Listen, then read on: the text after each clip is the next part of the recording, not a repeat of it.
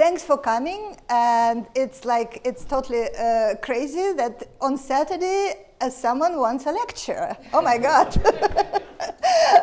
Well, it's good that my last lecture was quite maybe a couple of weeks ago, because now I'm grading. So I'm happy to escape the reading of my students' report, to see all of you and to share whatever I know about propaganda, which is, of course, not the answer to all our questions.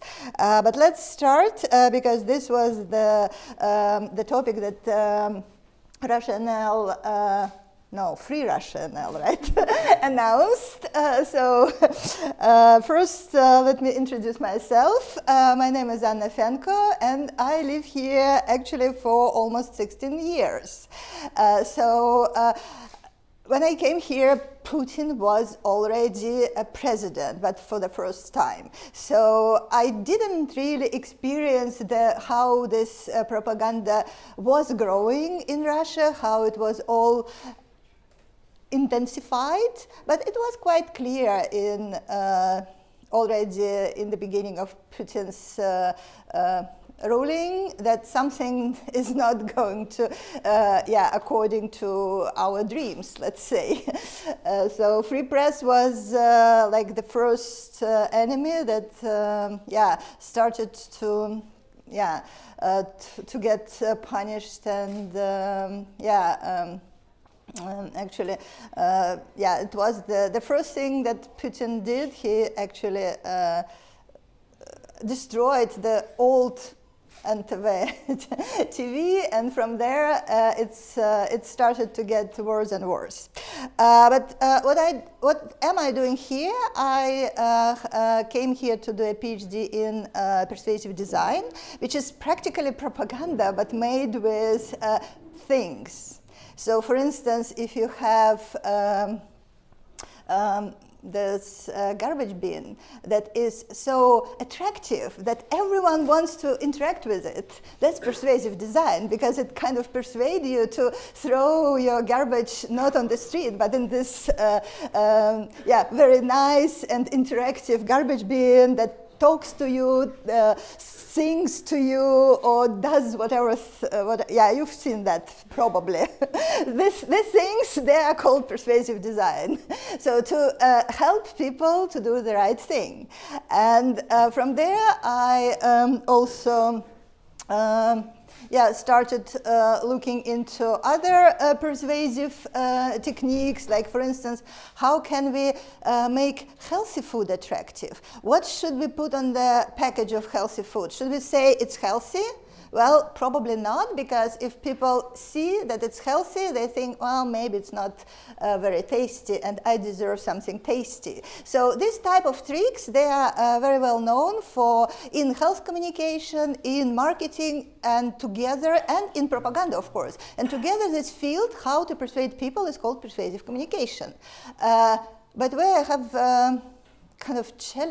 it's a challenge to translate it into Russian. What is persuasive communication in Russian? I have no idea, honestly. I would say it's, when I try to say it in Russian, I say «наука убеждать». That's propaganda for you, right?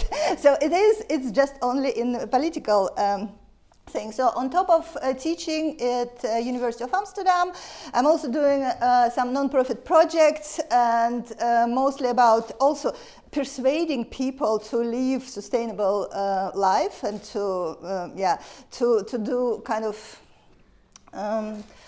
to do things properly in our a world that is kind of sinking in garbage. So, like, don't use disposable bottles. How do we how do we persuade consumers to not to buy 167th t-shirt? So how we do that? That's also persuasive communication. In a way, it's also propaganda. And so I'm also involved in health communication, and the last project we started before the war started was kind of optimistically called Back to Normal, because we were trying to deal with the consequences, negative consequences of Corona for mental health. So now it is, it really sounds totally ironic. So no one wants to hear about it, unfortunately. But so this is about me, and about this talk. The reason I think I got invited not only by you but also by some other kind of groups of people or media is because the first months, like after the first months of the war, I wrote this article for I think it's a new media, right? E-Stories. Yeah, so it is a new independent media, and it just so happened that one of my former colleagues worked there, so he invited me to write there. And by the way, if your English is not perfect, so if you are not if not everything is clear, you can just read it in Russian. So at least we have, or just open it, because what I will say, it's more or less based on the same ideas. But of course 2 months already passed, right? It was 25th of March, and now it's exactly 25th of June. So yeah, well, it's crazy. It's already 4 months, right, of war. Oh my God! And it's not going to stop any time soon. So what instead of just telling you my own experience with this total kind of dividing of families, dividing of friends, this division within Russian society, I will just tell you that this documentary of Andrei Lashak that was published just recently, right? I think it's like several days ago. Who saw it? Okay, so everyone, almost. So whoever didn't have time to see it, this is actually it's a perfect illustration of our topic, right? Because it is, we can tell the stories of our own friends and families to each other, and we can listen also to the stories of our Ukrainian friends who can't understand why, for instance, their own family tells them, well, you started it. You are all Nazis. And some people they don't know. Some people they just met on holidays several years ago, and they are like from Italy or from Africa. They call, they care, they want to help. They even provide some practical means to escape from war. But their own relatives, they just don't care. So how is that possible? How did we come to this situation where families are divided and no one is listening to each other, and everyone is accusing each other of being brainwashed? So I think, well, I have it in my family. My husband has it with his brother. I have it with my brother-in-law, and it just goes on and on and on. I think everyone probably has people in their immediate surroundings who are, in spite of being smart, kind, normal, civilized, still are poisoned by propaganda. So how come? How is it possible? So this is actually, I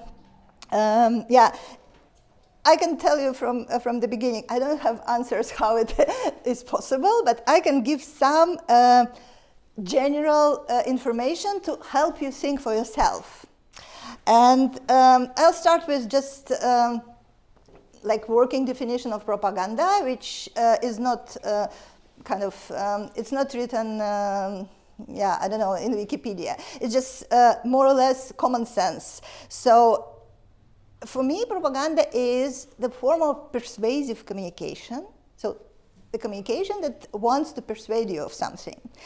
And it is, the goal is to influence your thinking, your emotions, and your behavior.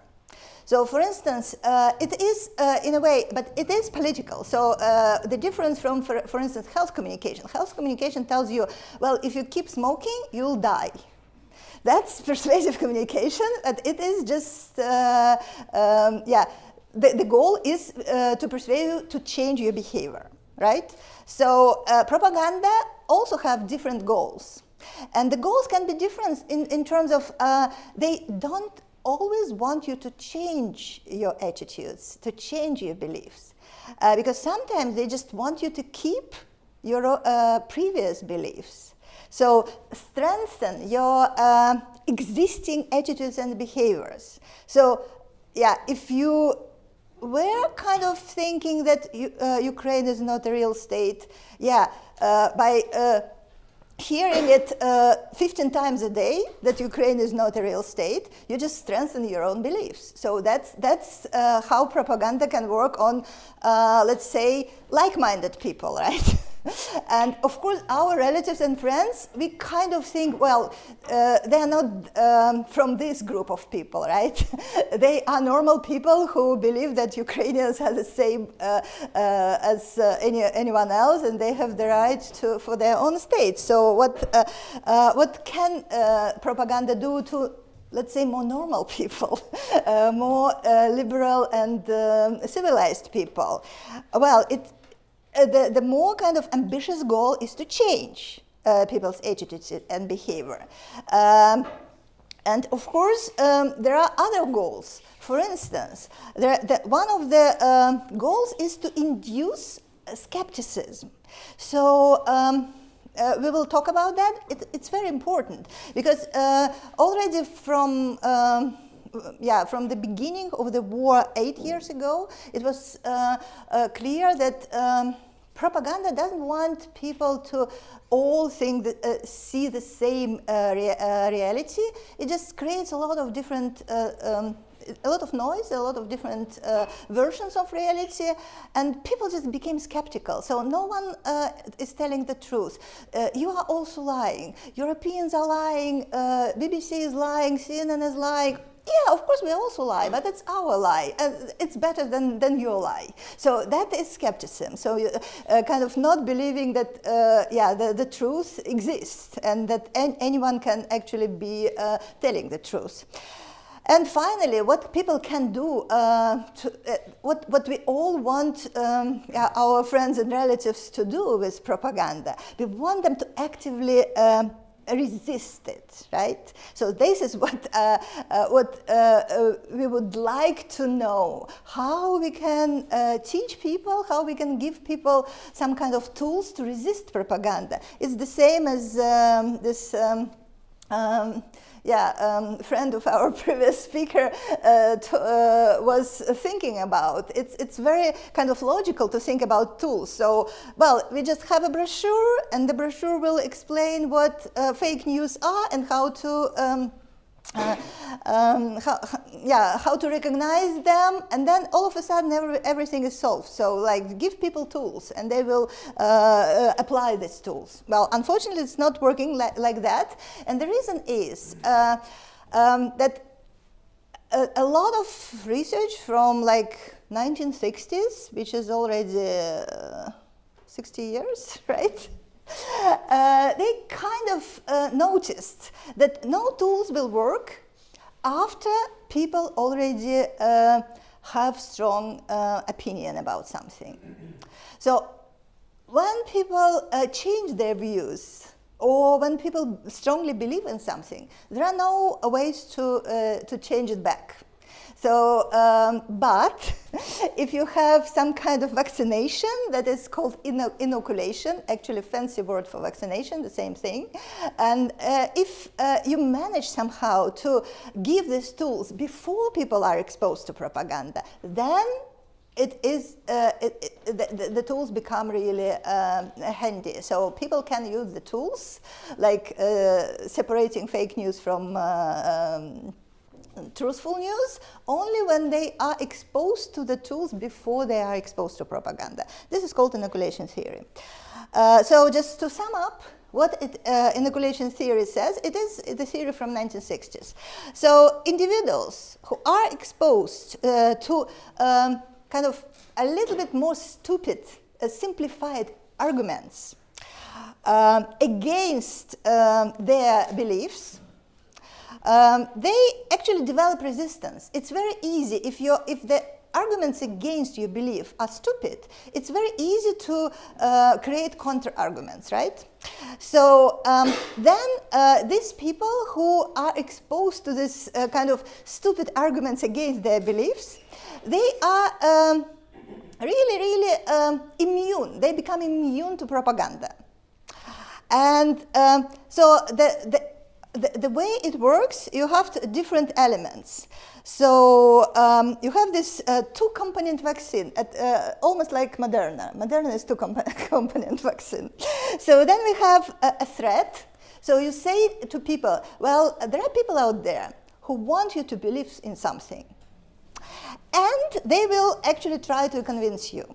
But what they are saying is not true. So that is disproof. So two components, the warning, so people will try to tell you something, and disproof, just showing that what they are saying is total nonsense. And then people themselves have to develop the counter-argument. So you don't really give people this counter-argument, they have to think for themselves a little bit, just train their brains, and then it's all fine. And the finding that were collected during this last 60 years, especially the last 20 years, they all point to one big kind of conclusion, that this technique works in many cases, but only when vaccination is before propaganda. And I will just give you a couple of illustrations. This one actually is not in the paper, but I think it is really nice because I'm also interested in the opinion of our journalists and propaganda kind of creators' opinion about this game. Because the game actually is designed to create this inoculation, or to teach people how to resist propaganda. But what you do if you start this game, if you are participating in this game, it just kind of welcomes you, and it is asking you to create fake news, to create some kind of persuasive message which is not true. And so by doing that, you learn the methods, and then, well, this one actually is one of the examples of the messages that you were asked to create, and this is fake news from Donald Trump, then the president, and it says that after the long deliberation with my generals, I here decided to declare war on North Korea, which obviously was fake news in 2020.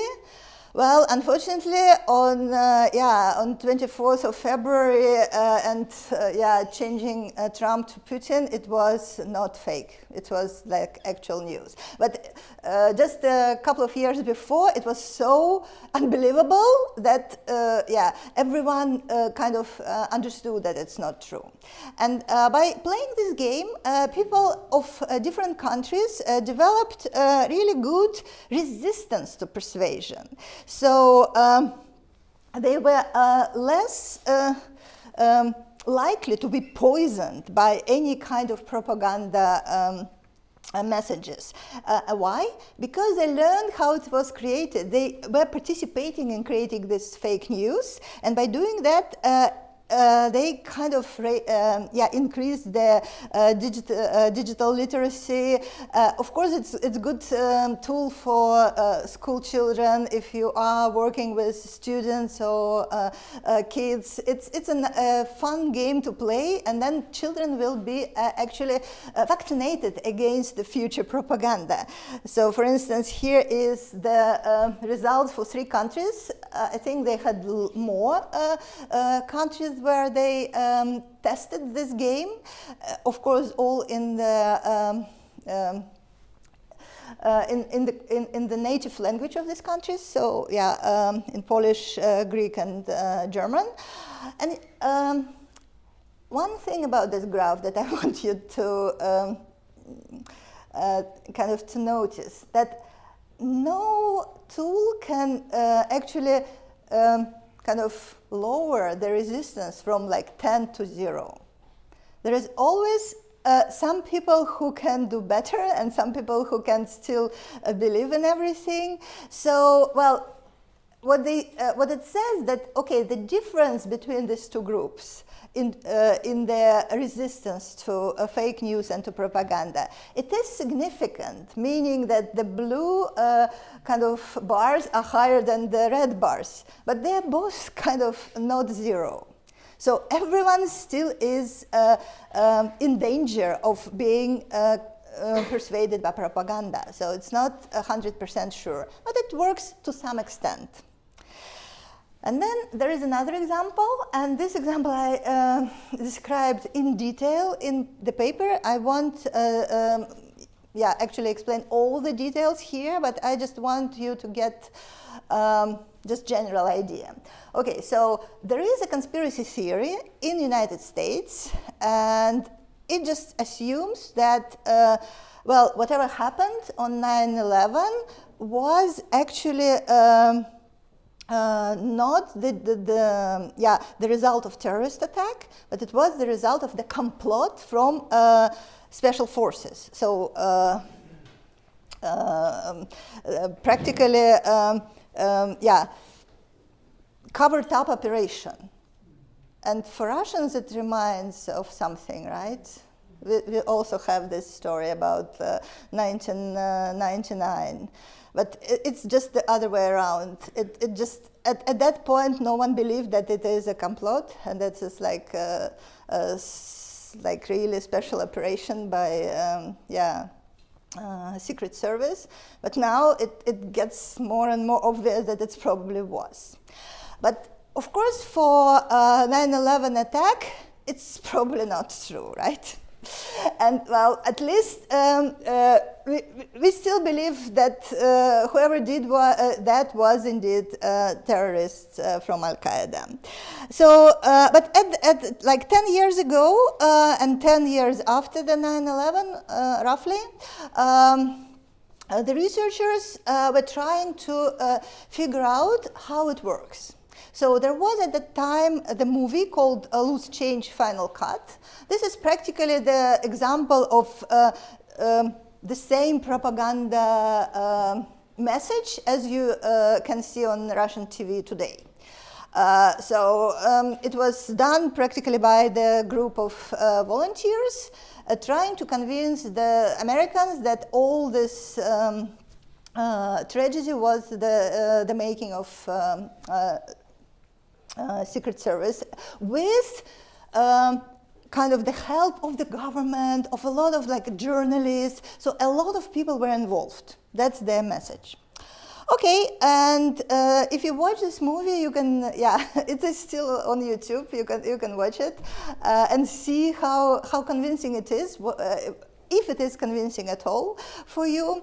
But what the experiment was doing, they actually first had like the normal students from American universities to watch the movie. So one group only watched the movie. So this is, let's say, a pure propaganda effect they were measuring. Then there is a group 2. The group 2 had inoculation, so vaccination against this movie, but it was, of course, done as normal vaccination before watching the movie. So before watching the movie, people were warned about the errors, the factual errors that this movie contains. For instance, one obvious is seen on this picture. So everyone saw the planes, but no one saw people putting this explosive in the basement of this building. So why would you believe something that no one saw and not believe something that everyone saw? This type of factual information. And another type of vaccination was kind of trying to find the logical inconsistencies in the movie. Because the movie says, well, it's all a complot that involves like thousands of people. And then the logical argument was, if there is such a complot, how come that no one actually leaked this information? Because if you have like 1,000 people knowing about it, especially in America, there are very big chances that someone will actually leak this information, but no one did. So it's all kind of total imagination. So this type of inoculation was used. So now we have one group that saw the movie and two groups that saw the movie with preliminary vaccination, inoculation. And there was also group number 4. And this group number 4 is very interesting because it had also this inoculation, but before the vaccination, they had like vaccination against vaccination. And this is important because that is what your relatives had, the people who believe propaganda. What they had was, in this experiment, there was this message. Before they start vaccinating, they actually said, well, you know what, there will be people who will try to change your attitudes about specific issues. And there are some arguments for these ideas, and there are some arguments against these ideas. But you are smart, you will figure it out. Don't make other people change your beliefs. This is kind of vaccination against vaccination. It's called meta inoculation in scientific literature, but we can call it vaccine against vaccine. And there is a final group that didn't see any movie, which is important in all experiments to have a control group, just to know whether your manipulation actually is different from zero. And here are roughly the results. So first of all, there are still quite some people, almost 40%, without any propaganda. They kind of tended to believe that it was all complot.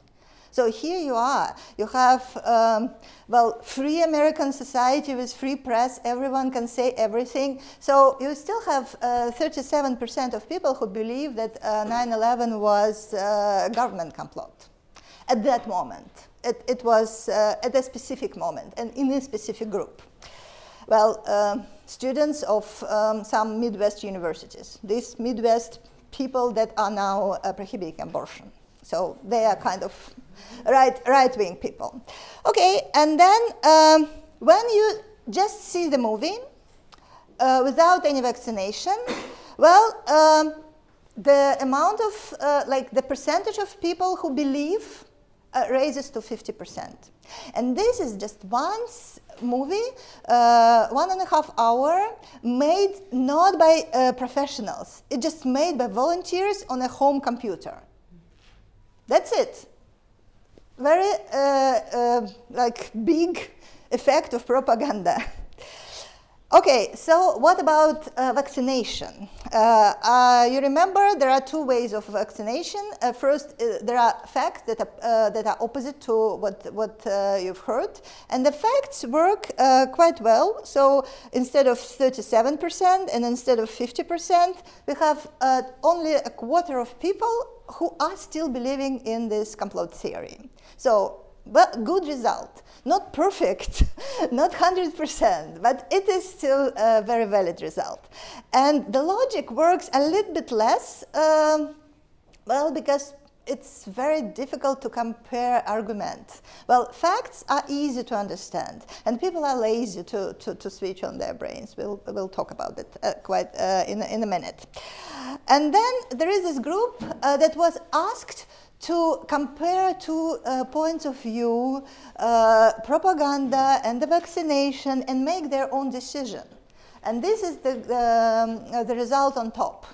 So what you see that actually this meta-inoculation, so vaccine against vaccine, it totally it made this whole vaccination kind of useless. Because people totally returned to their previous ideas, and they didn't change their they didn't change their attitudes and their beliefs, but they also didn't actually, they didn't develop any kind of resistance to propaganda. So this is the story, which is kind of, I understand it's difficult to grasp, but bear with me because it is exactly what's happening with Russian propaganda. I give you this example of MH17, and this example is kind of a very it is very relevant for the country where we are now, right? So, and those of you who live here long enough, you all remember that it was like the major tragedy in the Netherlands because like 200 people died, and it was a kind of, at that moment, Europe realized, okay, the war is going on. It is happening. There is something terrible happening. But if you looked at that moment, I was still traveling back and forth to Russia, and I was still kind of looking at like occasionally into this Russian TV propaganda window, and then you realize that how this tragedy is described on Russian state TV and in Russian media. Their strategy at that moment, their tactics, was not to deny everything and to just say, okay, this is our way of explaining this event. It's all like one point of view. No. What they did, they created a lot of noise. They created a lot of contradictory versions of reality, including the ones that is like, oh, actually, there were not real people on this plane. There were people who were already dead, like from the morgue. So you well, some of you who are old enough, you can still remember this nonsense. And then, oh my God, how people can believe that bullshit? Well, no, the goal is not to make people to believe this bullshit. The goal is to make people overloaded, confused, and to make them skeptical. Because if you ask people to think for yourself and you don't give them any tools, how am I supposed to think for myself? Then people got confused. And then when people are confused, then something interesting happens to them. So what happens to them is described in a very famous book, and I hope you all know this book, right? Thinking Fast and Slow. In Russia, it has some idiotic title. Who knows how it's called in Russia? Anyone remembers? Kahneman? Yeah, well, that's totally not relevant. The title, because it's both about thinking. It's all about processing our information. And what Kahneman actually kind of proposed, and it is backed by, his research started from 1970s. At some point, he received Nobel Prize for them. So it's not all kind of light and popular science that you can read in this book. There is a lot, like decennia of research behind it, and what this theory actually says, it's currently accepted by all cognitive scientists, by all behavioral scientists, that we process information and we make decisions based on either system 1 or system 2. And system 1 is like primitive, but very quick. And this system actually is the survival mechanism. So it is based on intuition, emotion, and it's not based on thinking slow. So system 1 is rational thinking. And the problem with system 2 is the rational thinking. And the problem with the system is that it requires a lot of resources. You know, our brain eats a lot of sugar, so we need this brain sugar. Our brain actually needs some peace and quiet, and it needs time. So Who has time? No one. And it also needs motivation. So you really have to want to think. Why would you? It is difficult. So people don't want to do difficult things. People don't really do that. They only do that when there are a lot of conditions met. First, they are highly motivated to know the truth. They are experts, so they have access to information, they have mental tools, and they have all the necessary knowledge available to think. That's the second one. So the expertise, motivation, time. They really need time and quiet, and they shouldn't be stressed. So only when all these conditions are met, then we can think. And honestly, it happens in 2% of our normal life. So I don't know what the examples are. Well, maybe when you were deciding to move to the Netherlands, you should probably switch on system 2. Because it's a life-changing decision. So probably you all thought very hard about that. No stress? But there was stress. So for some of you, it might also be system 1 decision. Yeah, you see, it's so difficult to find all these conditions met. And of course, they are not met when you have this meta-inoculation kind of intervention. So whenever anyone tells you, compare different arguments and decide for yourself. Well, it's easy to say, compare different arguments and decide for yourself. But first, you don't have motivation to do that, then you don't have time for that, and you don't have resources, mental resources, you don't have all the information available to do that. So what you do instead, you switch to system 1. And system 1 is emotional, intuitive, and it works totally irrationally. So you switch to this emotional thinking, and here you have this perfect illustration of post-truth propaganda. So it's not one reality against another reality. It is creating the multiple controversial versions of reality. So whoever is trying to figure out what the truth is the person who tries to find the truth in this post-truth reality, the person has to process a lot of information. And do we have time for that? Well, we are just stopped on the street by some kind of Russian RT journalist. Are you against the war or you for? Yeah, are you against Ukraine or you for Ukraine? So of course I'm loyal. I'm just doing my shopping. Just go away.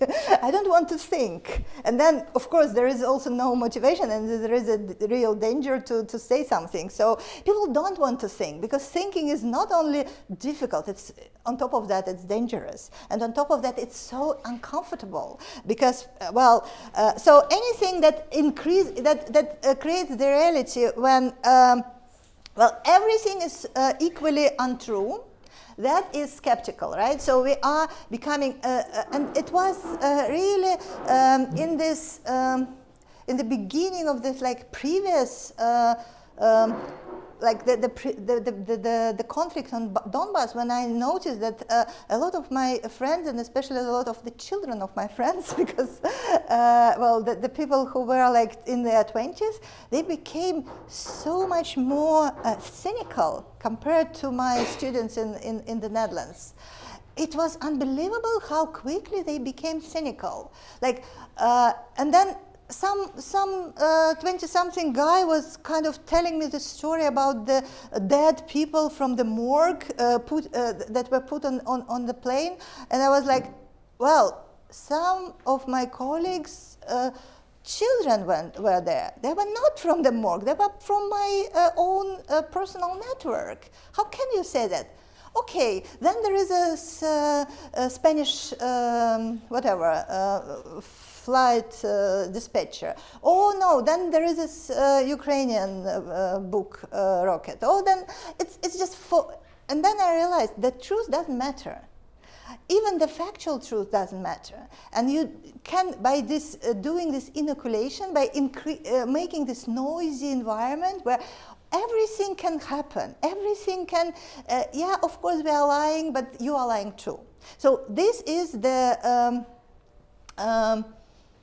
it's not just all of a sudden.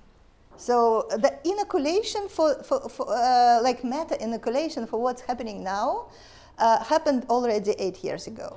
That's my main point. So people now are not only now exposed to propaganda, they were exposed to this poisonous reality where yeah, they were actually told that objective truth does not exist.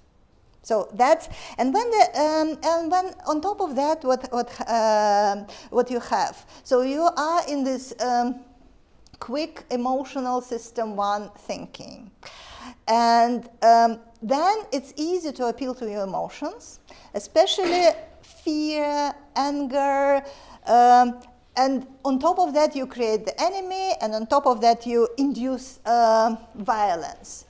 So that's like the totally poisonous recipe for what's going on now. And it's all happening when you switch off your thinking. So you switch off your thinking mode, then you have this monsters in your head. So that is practically what happens. And when you are confused, scared, and you stop thinking, then you respond according to so-called peripheral cues. In communication science, you have like central cues. Okay, what is the message? Then you analyze the message. You analyze the source of the message. That's the central cues. But there are peripheral cues. Okay, what are other people doing? Oh, other people are making this Z on their cars, on their clothes, on yeah, whatever. Okay, other people are doing that. There might be some something, they probably know something. So I will just do whatever will behave the same as other people. That's the survival mechanism.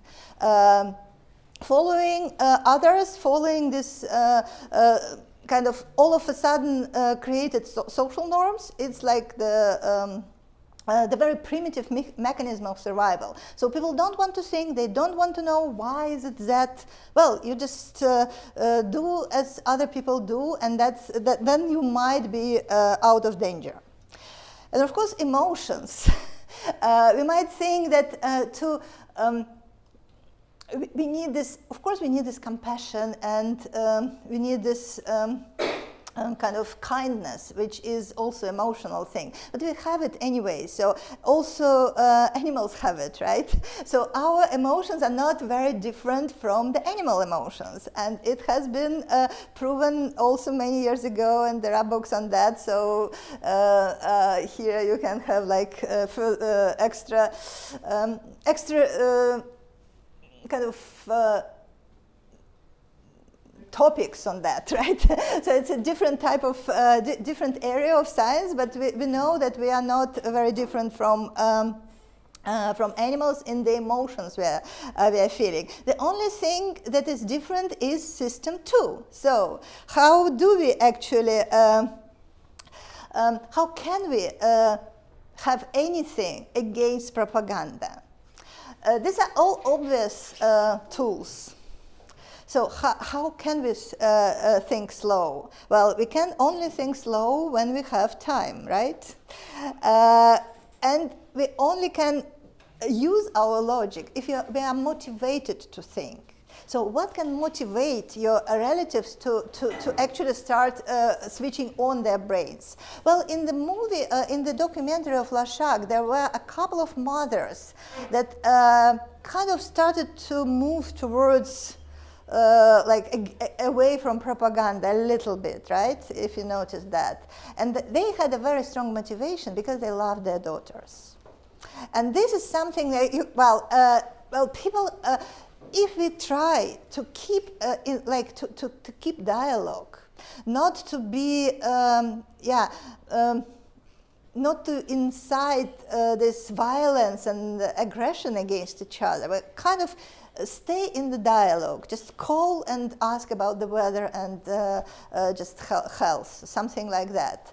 And because if we all become enemies, then we won't talk to each other and we won't listen. Only when we have still some motivation, and motivation, of course, is our love for our relatives and friends. Then, of course, all the tools are well known. So your friend who told about this, comparing, fact-checking. So this is indeed like the lists are all existing. So in the Dutch schools, it's now this digital literacy and this kind of media literacy is what is actually part of the program for secondary schools, like, right? So everyone knows how to teach that. It's just the motivation, time, effort, these things are missing. And also what is making it difficult is that people are becoming very cynical. And that's one of this most kind of vicious and most poisoning working of this meta-inoculation, so actually vaccination against vaccination. Then people become confused, people become cynical, people don't believe in truth. That's why I have this image of what is truth? Religious painting from a Russian painter, actually. So this is the whole kind of course, it's kind of a Christian legend, but it actually stays true to any atheist. I'm not religious, I'm atheist, but I still believe in objective truth. Because if you stop believing in this, if you become too postmodern, if you stop believe in facts, if it doesn't really matter how many people died and who is responsible, then of course you can, the propaganda, anything becomes possible, and then we have these monsters in our brains that are eating up everything. And then of course another thing which is important is, all the animals have empathy for their own group. So this is emotional. So we are not different from apes in this one. What animals don't have, they don't have out-group empathy. So if you are too divided, you start thinking that the other group is not human. And it happened, it's not only happening to Russians and Ukrainians. There were many